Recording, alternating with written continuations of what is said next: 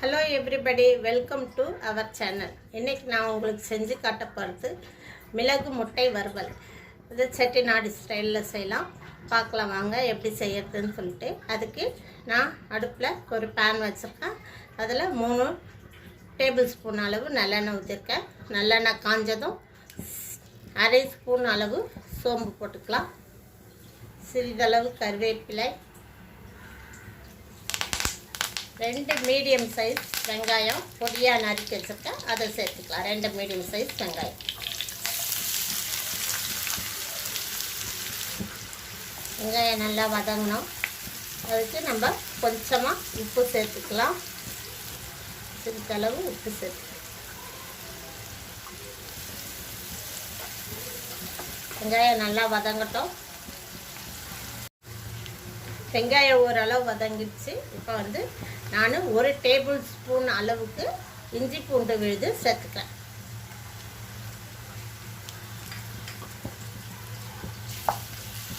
இஞ்சி பூண்டு பச்சை வாசனை போகிற வரைக்கும் நல்லா கலக்கி விட்டுடலாம். இப்போ 1/4 ஸ்பூன் அளவு மஞ்சள் பொடி, 1/4 ஸ்பூன், ஒரு 1/2 டீஸ்பூன் அளவு காஷ்மீரி சில்லி பவுடர் சேர்த்துக்கிறேன். இது காரெல்லாம் இருக்காது, கலருக்காக சேர்த்துக்கிறேன்.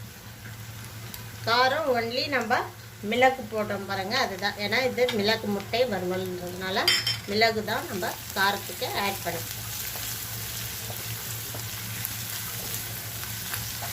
காஷ்மீரி சில்லி பவுடர் சேர்த்ததும் பாருங்கள் இவ்வளோ அழகாக கலர் டர்ன் ஆகுது. அதுக்காக தான் இது போடுறது. சிம்மில் வச்சுக்கலாம். 1 டேபிள் ஸ்பூன் அளவு மிளகுத்தூள், 1 டேபிள் ஸ்பூன் அளவு ஜீரகத்தூள் ஆட் பண்ணிக்கிறேன். தேவையான அளவு உப்பு ஆட் பண்ணிக்கலாம். முட்டைக்கும் சேர்த்து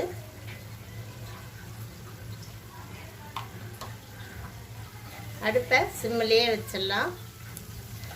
வளரலாம். நம்ம வேக வச்சு 2 கட் பண்ணி எடுத்து வச்சுருக்க முட்டையை ஆட் பண்ண வேண்டியது தான். நான் 6 முட்டையை வேக வச்சு 2 கட் பண்ணி வச்சுருக்கேன். அதை இப்போ ஆட் பண்ணிக்கலாம். கவுத்து வச்சிடலாம்.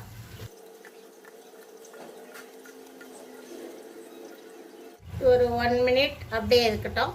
அப்போ தான் அந்த காரெல்லாம் அப்சர்வ் பண்ணிக்கும் மசாலாவை, பெப்பரை. இப்போ நம்ம மெதுவாக திருப்பி விட்டுடலாம்.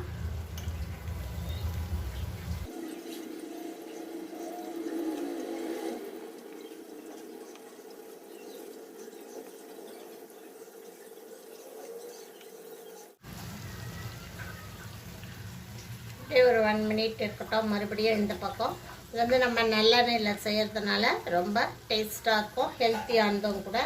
மிளகு ரொம்ப நல்லது எல்லாருக்கும். சளியெல்லாம் பிடிக்காத பார்த்துக்குவோம். அவ்வளோதான். 1 நிமிஷம் ஆகிடுத்து.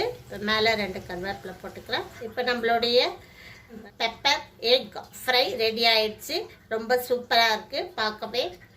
இது தயிர் சாதம், சாம்பார் சாதம், ரசம் சாதம், சப்பாத்தி, தோசை, இட்லி எது கூட வேணாலும் சாப்பிட்லாம். புதினா ரைஸ், கொத்தமல்லி ரைஸ் எல்லாத்தோடையும் சாப்பிட்லாம். ரொம்ப டேஸ்ட்டாக இருக்கும், ஹெல்த்தியானதும் கூட.